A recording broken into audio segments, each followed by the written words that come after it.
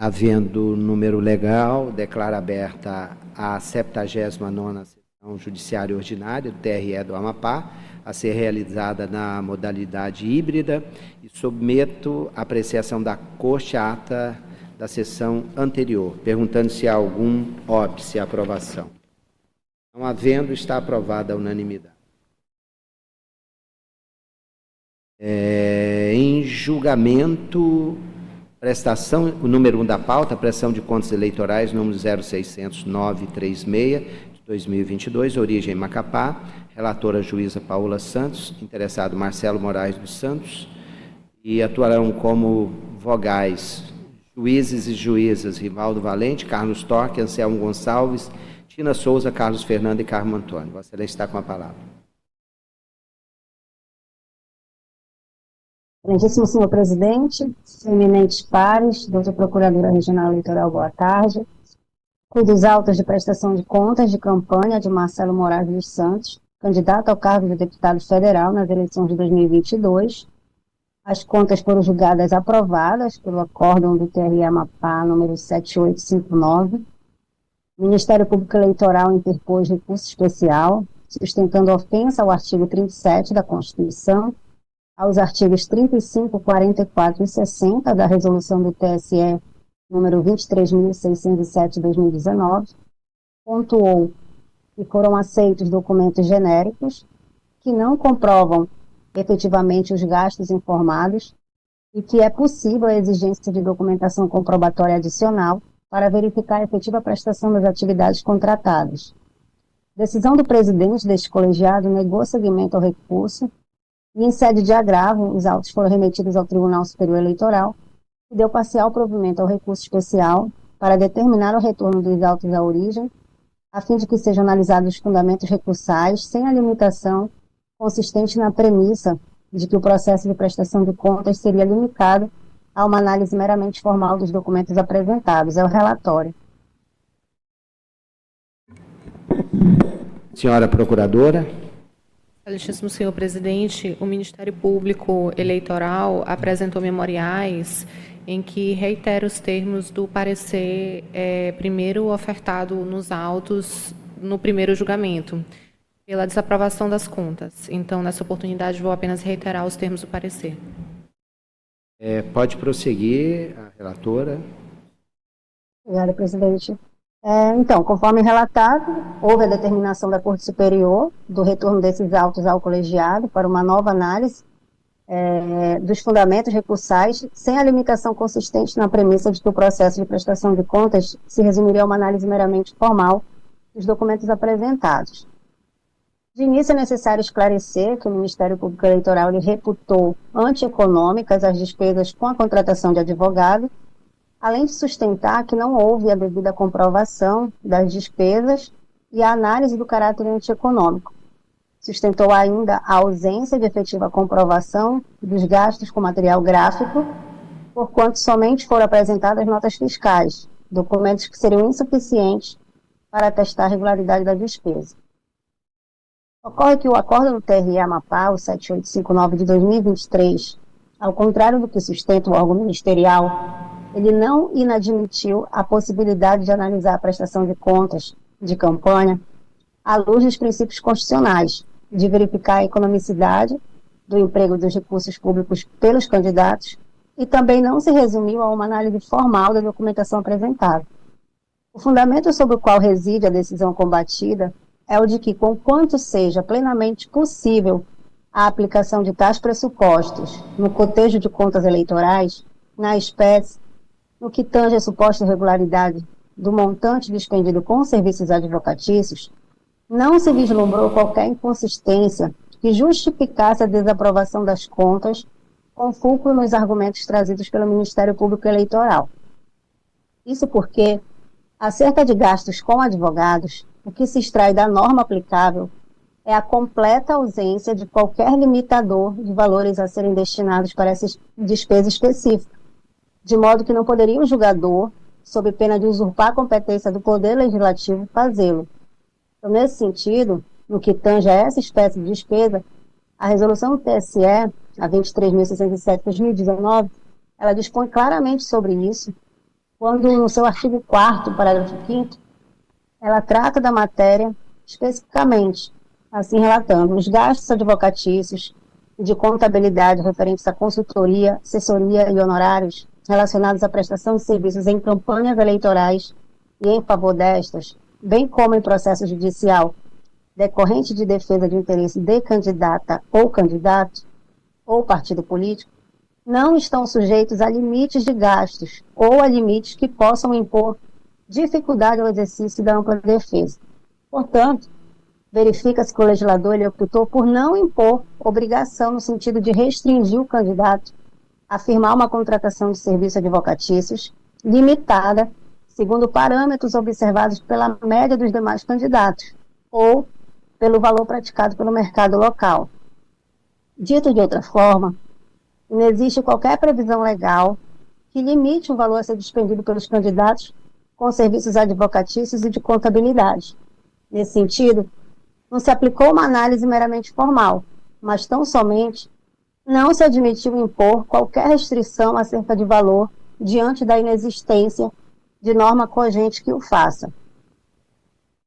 No que tange à suposta ausência de comprovação suficiente da efetiva prestação dos serviços pelo representante legal contratado, merece destaque que a complexidade dos serviços prestados por advogado não pode ser aferida tão somente pelas peças acostadas aos autos, como intenta o órgão ministerial.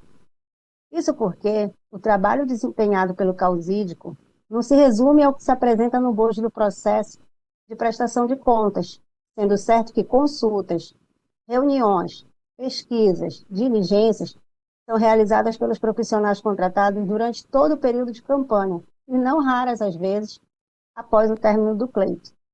A tentativa de precificar o trabalho desempenhado não é legítima e é, sobretudo, descabida no âmbito do julgamento de prestação de contas. Porquanto, quantos valores dispendidos pelo então candidato com serviços advocatícios sejam vultosos, não se pode alegar que tal fato, por si só, desacompanhado de qualquer outro indício dotado de robustez suficiente para levar à compreensão de que houve irregularidade na despesa. Isso porque, primeiro, inexiste previsão legal limitadora para o gasto. Segundo, a definição do custo do serviço prestado por advogado envolve inúmeros fatores a serem avaliados pelo contratado e contratante, que dispõem de discricionariedade para o ajuste. E terceiro, foram apresentados documentos que atestam a efetiva prestação das atividades contratadas, para além da própria atuação do representante legal no presente feito. Relativamente à comprovação de despesa com material gráfico, destaca-se o seguinte trecho do acórdão, que expressamente consignou a devida demonstração pelo prestador de contas por meio dos documentos previstos na norma de regência. Em destaque eu trago: indicam de maneira inequívoca e pormenorizada as atividades objeto dos contratos, de modo que não existe qualquer impossibilidade de averiguação e controle pelos legitimados. Demais disso, os respectivos documentos fiscais foram devidamente juntados, o que reforça o caráter regular das despesas.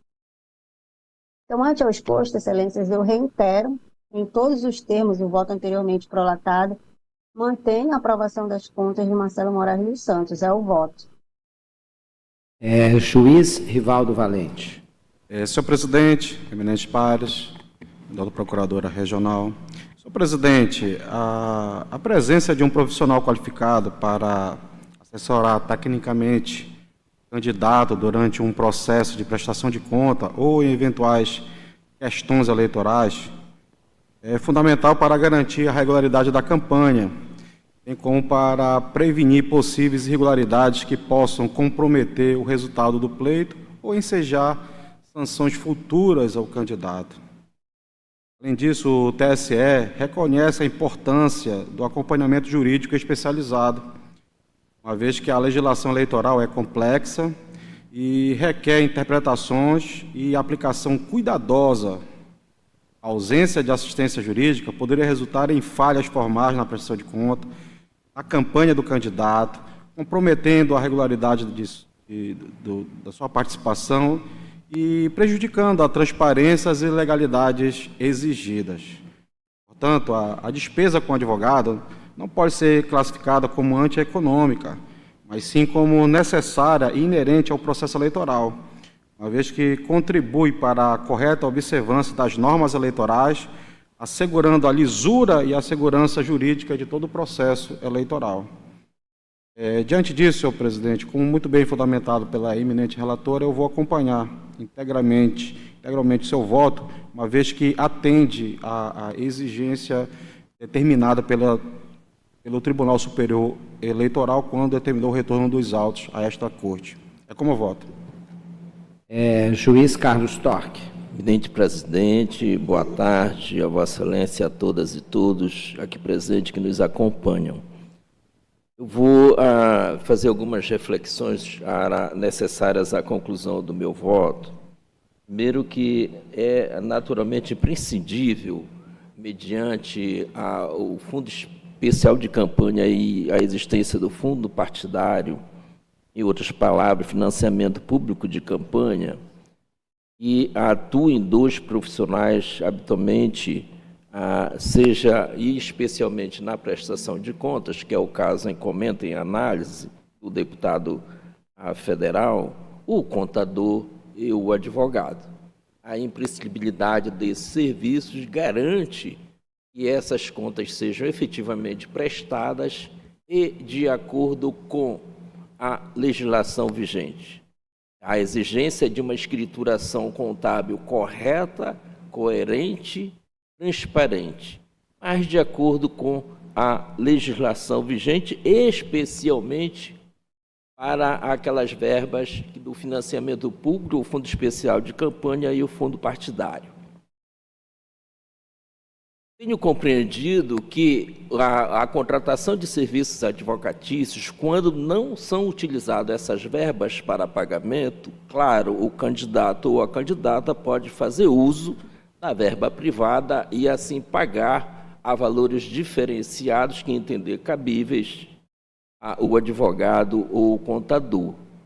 Mas mesmo nessas hipóteses, não se abre mão daquilo que dispõe o parágrafo 12 da Resolução 35 do TSE, número 23.607, no processo de 2019.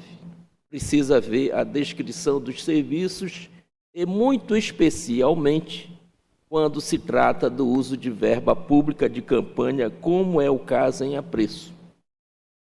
Aqui nós estamos tratando que o candidato pagou R$100 mil de serviços advocatícios e 60 mil de serviços contábeis. Esses serviços advocatícios representaram apenas a atuação em 2 processos, de registro de candidatura e de prestação de contas. O candidato teve mais de 3 mil votos. Um comparativo desse custo com advogados de outros candidatos que tiveram mais de 5 mil votos, e que eu listo no meu voto, aqui esclareço, de 16 laudas, foi a média de R$18 mil, 9 mil, portanto, para cada processo dessa natureza. Diferentemente do que o candidato aqui a prestar contas apresentou R$50 mil. Poderia, eventualmente, o candidato pagar esse serviço do fundo público, dos fundos públicos para o advogado contratado? Poderia, desde que houvesse justificativa para fazê-lo. E assim não se procedeu. Não se disse por que esse pagamento diferenciado ao advogado, não cumprindo, assim, o princípio da legalidade previsto na Constituição Federal e o que dispõe o parágrafo 12 da Resolução número 35, dispondo que as despesas com pessoal devem ser detalhadas com identificação integral das pessoas prestadoras de serviço, dos locais de trabalho, das horas trabalhadas, da especificação das atividades executadas e da justificativa do preço contratado. Ao prestar conta dessa contratação, o candidato não trouxe nada a justificar esse pagamento diferenciado. Seja para o advogado, seja para o contador, cuja média de serviço aqui, ele pagou 60 mil, é R$11 mil, mediante todos os seus concorrentes com mais votos que ele. Então, aqui não está se discutindo, na minha compreensão, se os dois serviços são essenciais. São naturalmente essenciais. A obrigação até legal em contratá-los. O que está se discutindo é esse preço diferenciado e a completa falta de justificativa para tanto, a ensejar assim o princípio da transparência pelo 37 da Constituição Federal e da economicidade pelo 70 da Constituição Federal. Então, não é possível que nós aqui entendamos, na minha modesta compreensão, que com o financiamento público de campanha pode-se pagar o valor que se entender cabível a esses profissionais. Não é esse o sentido da norma, não é esse o princípio do financiamento público de campanha e nem é esse o sentido da contratação de tais profissionais. Se usa de verba pública, essas contratações não prescinde da justificativa da descrição de serviços, se for eventualmente o caso da hora trabalhada. E a hora trabalhada é um sistema público universal, é o sistema timesheet. Você registra as horas trabalhadas para justificar a diferença de preço. Aqui não há nada disso, apenas o contrato e a atuação desses profissionais, do contador na prestação de contas e do advogado nos dois processos mencionados. Então, na minha compreensão, isso ofende o princípio da transparência, porque não há descrição dos serviços, ofende o princípio da legalidade, porque não respeita o disposto no parágrafo 12 do artigo 35 da resolução, o artigo 35 da resolução 23607 do TSE e, portanto, eu entendo que, nesse aspecto, as contas devem ser rejeitadas. No mais, com relação aos 300 mil gastos com material impresso de campanha, observei que nas duas empresas contratadas não trouxe o Ministério Público outras informações ou contraposições a contrariar as informações existentes nas notas fiscais em que descrevem os serviços.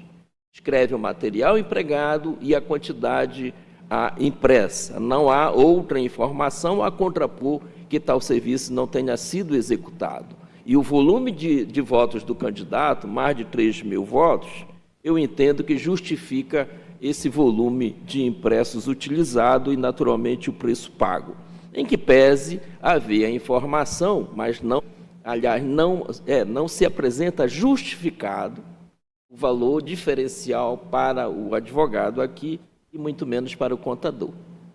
Esse ponto, e eu aqui firmo meu entendimento, que, diferentemente dos colegas que me antecederam, precisa se justificar. Não é qualquer preço que pode se contratar o advogado, se o financiamento é público de campanha.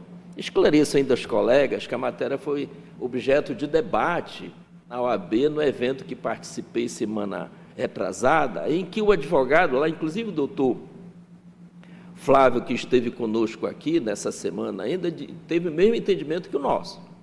Verba privada, e isso já se definiu, você pode contratar os serviços do advogado no valor que entender cabível, mas verba pública não, precisa estabelecer um preço diferenciado, precisa da devida justificativa. Então, com esses elementos, a par de outros julgados que eu trago aqui à colação, em voto, repito, de 16 laudas, eu estou votando pela rejeição das contas e determinando a devolução do valor de 129 mil no meu voto, votando pela devolução do valor de 129.694,65 reais, que é exatamente a diferença que tiro da média gasto com contador e com advogado a obrigação do candidato que ora se analisa a prestação de contas. Já é como voto, senhor presidente. O voto já está, passei para o grupo, já está no sistema, pode ser usado. Nós vimos aqui, excelência. Juiz Anselmo Gonçalves. Senhor presidente, eminentes pares, senhora procuradora regional eleitoral, os limites de gastos de campanha são definidos em lei. Assim dispõe a resolução TSE número 23.607 de 2019. E O que acontece em relação a essa definição? Não existe nenhuma lei que defina expressamente limites, tá, de gastos, né, com a contratação de advogados, nem com contadores. O que nós temos, na verdade, é uma disposição da própria resolução, no parágrafo 5º do artigo 4º, que diz que os gastos advocatícios e de contabilidade referentes à consultoria, assessoria e honorários relacionados à prestação de serviço em campanhas eleitorais e em favor destas, bem como em processo judicial decorrente de defesa de interesses de candidato ou partido político, não estão sujeitos a limites de gasto ou a limites que possam impor dificuldade ao exercício de ampla defesa. Então, existe uma previsão expressa nessa resolução, tá, que não sujeita os gastos das campanhas, no que diz respeito a advogados e a contador, a qualquer limite. Então, eu não acredito, tá, que seja razoável a gente traçar aqui, tá, uma limitação, tá, que não existe um parâmetro qualquer, tá, não existe parâmetro algum. Tá? E se há uma disposição, tá, que diz expressamente que não estão sujeitos a limites, eu vou ficar, tá, com essa disposição expressa e, portanto, senhor presidente, vou acompanhar a relatora. Juíza Tina Souza. Excelentíssimo senhor presidente, eminentes pares, doutora Procuradora Regional Eleitoral, nos assistem pela plataforma do YouTube, boa tarde. Em coerência com os votos que vêm prolatando em matéria igual, semelhante, eu vou acompanhar o voto da relatora, inclusive com as referências que fez o juiz Anselmo.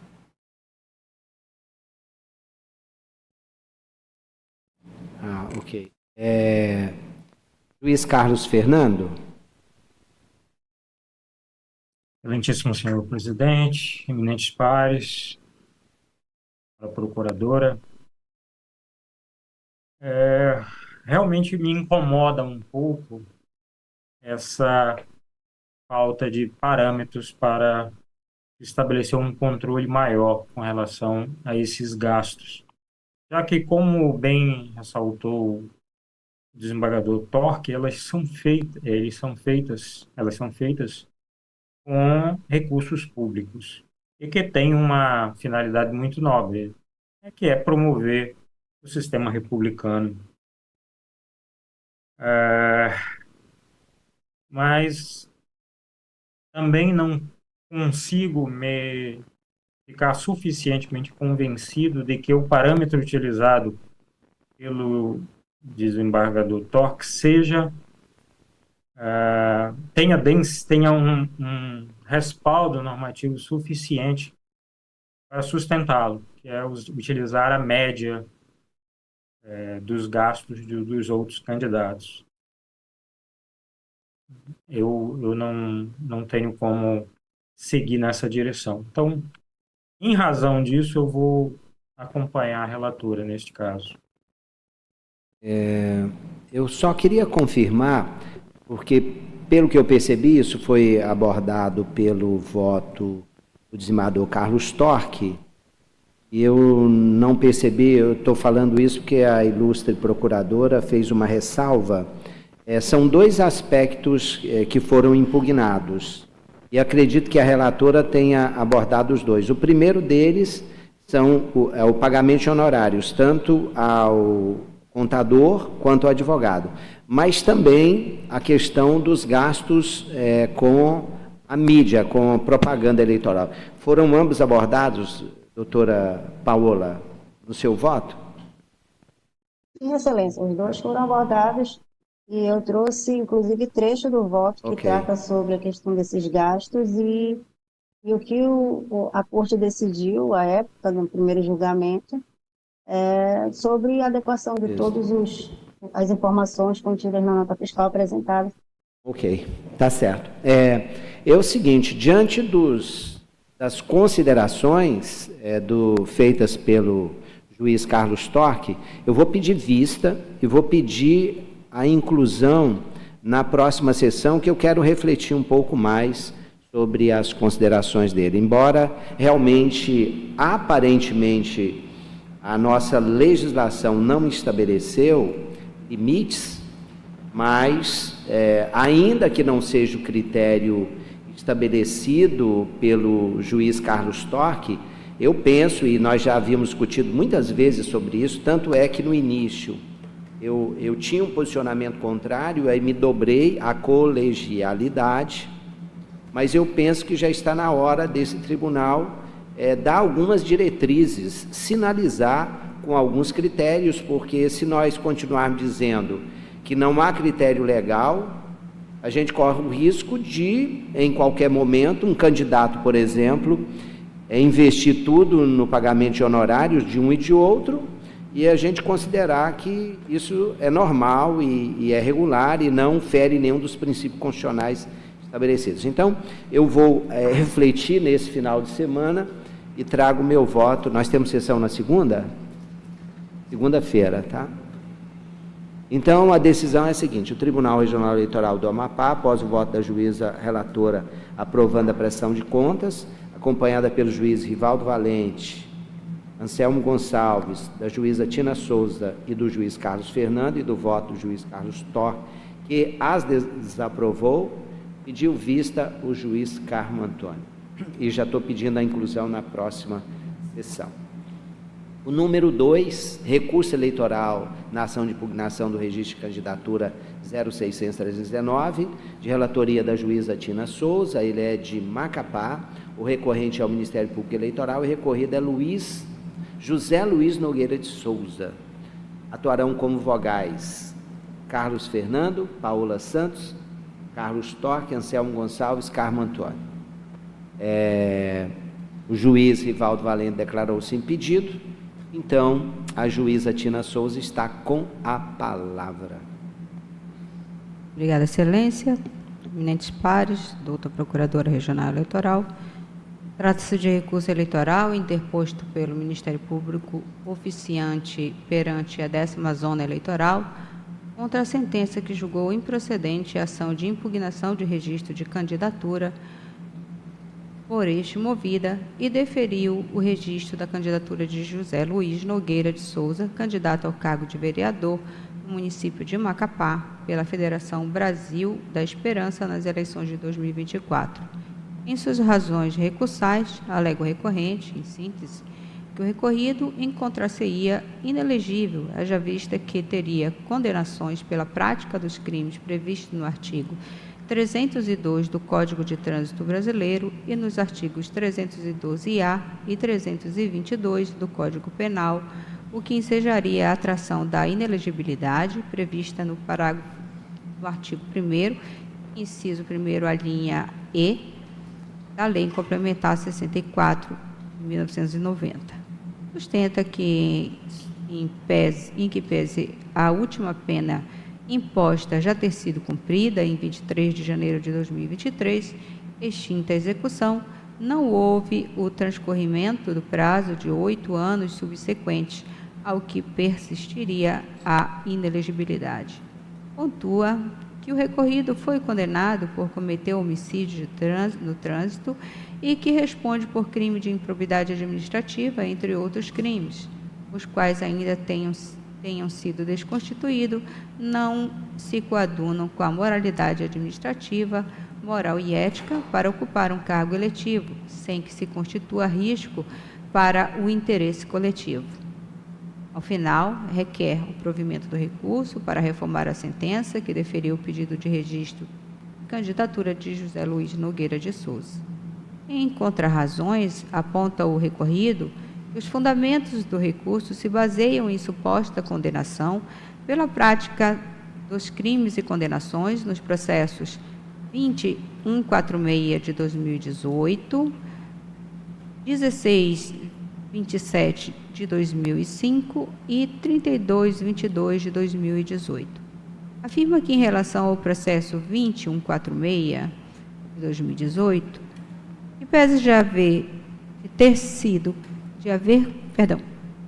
em que pese ter havido condenação criminal por crime de trânsito Transitado em julgado, houve a demonstração de cumprimento da pena, a qual foi declarada extinta, conforme decisão prolatada nos autos 5.549 de 2020.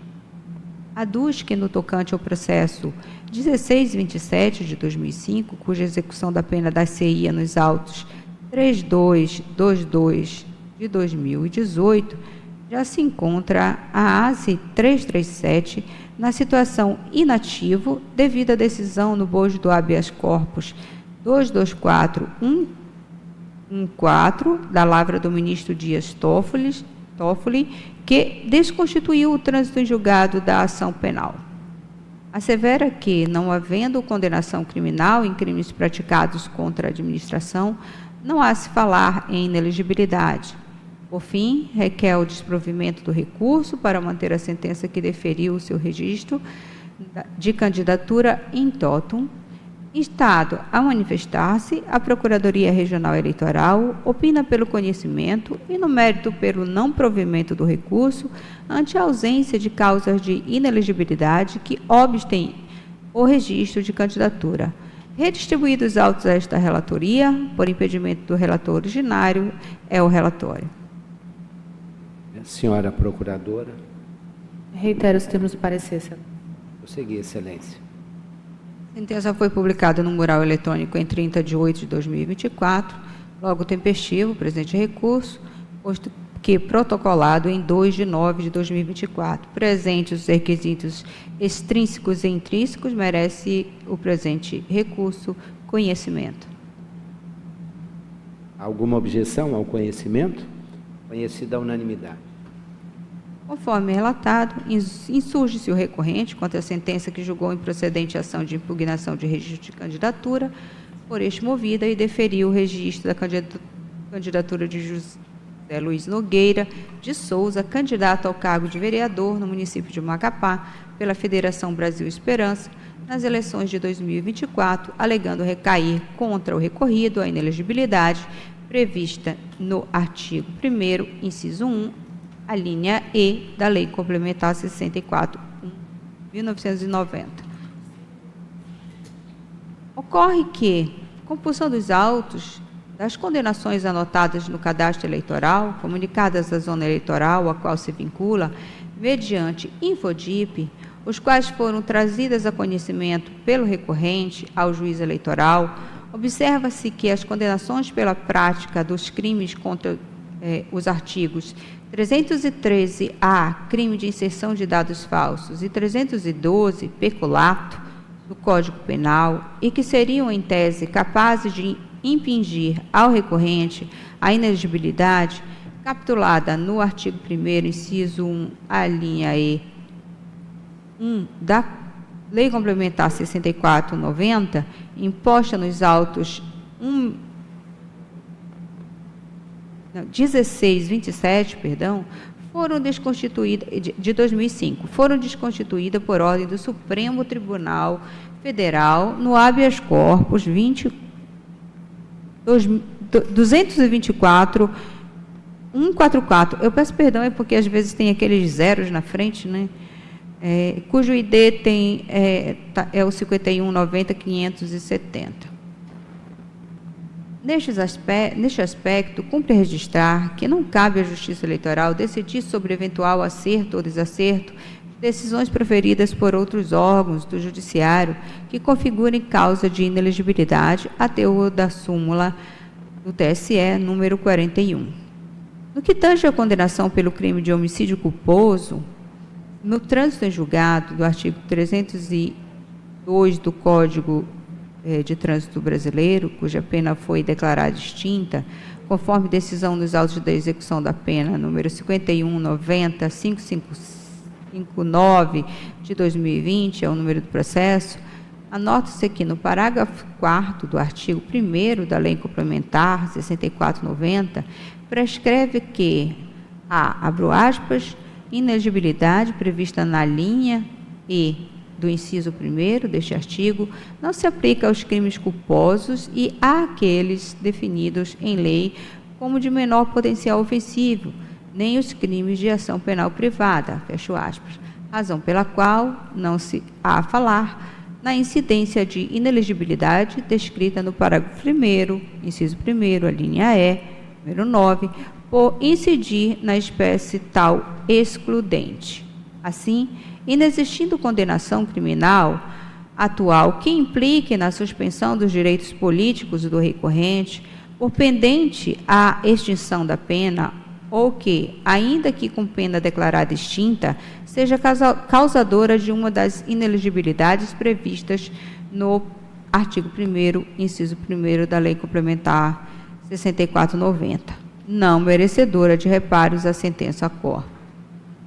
Por derradeiro, impende assinalar que o artigo 14, parágrafo 9º da Constituição Federal, admite para fins de imposição de impedimento o jus honorum a aferição de moralidade objetiva por meio das causas de inelegibilidade constitucionais e infraconstitucionais legalmente estabelecidas, não sendo permitido, porém, a sua subjetivação ao que não pode o juiz usurpar-se na função de legislador para criar causa de inelegibilidade não prevista em lei. Ante o exposto, em consonância com o parecer ministerial, voto pelo desprovimento do presente recurso e é como voto. Excelências. Juiz Carlos Fernando. Vou acompanhar a relatora. Juíza Paola Santos. Acompanho a relatora, presidente. Juiz Carlos Torque. Acompanho a relatora. Juiz Anselmo Gonçalves. Também acompanho a relatora. Também acompanho. O Tribunal Regional Eleitoral do Amapá, por unanimidade, conheceu do recurso no mérito, negou-lhe provimento os termos votos dos votos proferidos pela juíza relatora. O acórdão publicado em sessão é de número 8457. Não havendo outros processos, declaro encerrada a sessão diária e os convoco para a sessão de segunda-feira. Obrigado.